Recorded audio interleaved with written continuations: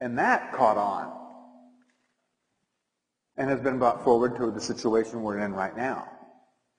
And thank you, Pope, for asking for forgiveness. It's about time. Actually, it's perfect time, because we can now afford to forgive them, because there's a larger understanding of what has been going on over all this period. There is no fault here. There is a process. You know, Hitler, right here, was just doing his job. The Bushies right now, Bush and Rumsfeld, Ashcroft, all those guys, they're doing a great job. They really are. Anybody want their job? Go, guys. They are tearing down everything that the power structure stands for in record time.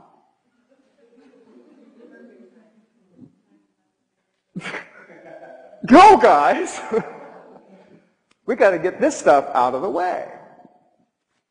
And they're doing a wonderful job of it. Intuition.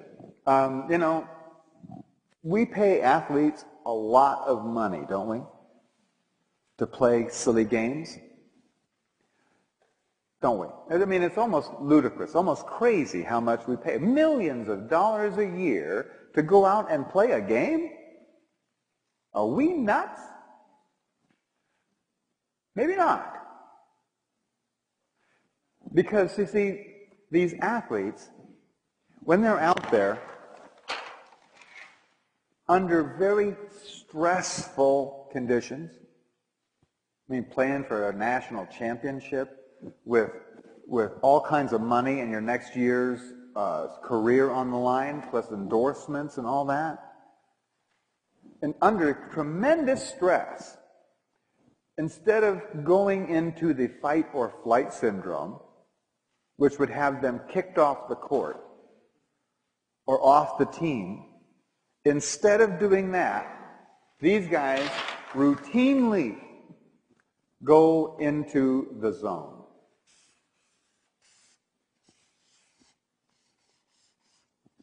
And they make the spectacular play.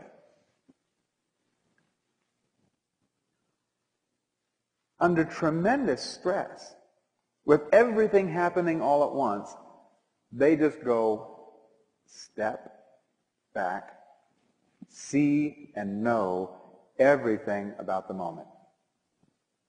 Have you read any of those interviews with the quarterbacks or the hockey players who see the play in slow motion?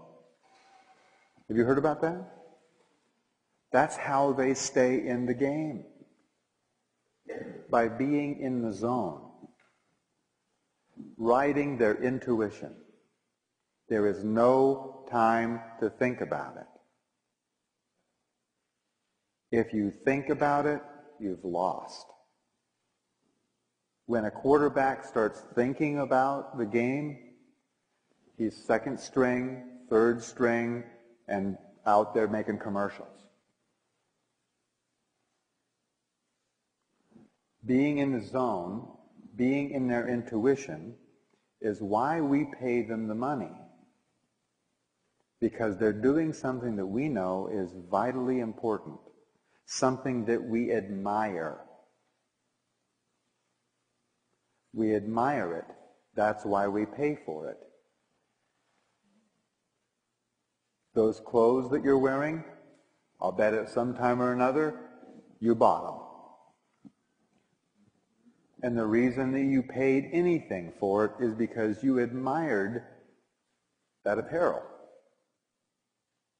And the more you admire something, the more it's worth to you and the more you'll pay. And that's really the basis of all exchange. Is how much it is admired. You can even admire how much you hate something, or how much distaste you have for it, or how ugly something is. You can admire how ugly something is, can't you? God, that's ugly. It's an amount of admiration. In fact, it's what beings exchange. Beings exchange admiration rather than money or thoughts or communication. They really exchange admiration between one another. You want to know where economy is moving to? It's moving away from money, isn't it? And it's moving into the exchange of admiration rather than physical goods. But this intuition, being in the zone, is very, very important. And since we're all going to be going out of our minds, oh, you'll still have one. You know, it's sort of like you still have, we still have bodies, you know, we're using those as a vehicle, you know. You'll still have a mind, and you can still add 2 and 2 and that kind of thing. But when it comes down to dealing with changes and the amount of rapid change that's coming, this is the only thing that will work. You will not have time to think it through. You will only have time to take the action. And when you're thinking, when you're using the mind, what's also in there is all the fears, doubts, worry. Okay? Big clue. How do you know it's your intuition and not your mind? Your intuition is always, no matter what the circumstance, and you guys that were in the accidents, remember? When you were engaged in your intuition, there was no fear. There was a calm certainty, a knowing of what to do. There was no time to worry about whether you were doing this right or wrong. It was direct action. Your intuition, no matter what or how dire the circumstances, your intuition will always be calm and knowing. Your mind, on the other hand, will throw in the kitchen sink. I've talked to some people who shared experiences with these accidents and whatnot. They made it through the experience, and other passengers in the car or companions didn't survive the situation. And these people knew exactly why they didn't survive, the passengers didn't survive, and they did. It was because they personally stayed right there in the moment, while the passenger was going, "Oh, no, I'm denying this is happening at all." They were in their mind. The survivor was in their intuition. That's how important this is.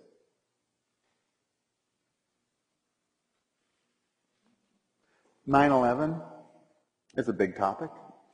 9/11, who survived, who didn't? The people who followed their intuition and went fishing that morning instead of to work survived. The people who got down out of the buildings when the first plane hit, and including in the second tower, the people who got out of the buildings, followed their intuition, took a break, went home, they survived. The people who got out of the buildings then heard the all clear, and their boss reminding them that they had customers on the West Coast that they should be selling stuff to, and then got back in the elevators and went back up into the buildings, didn't survive. What was the difference? The guys that went back up in the building had a reason.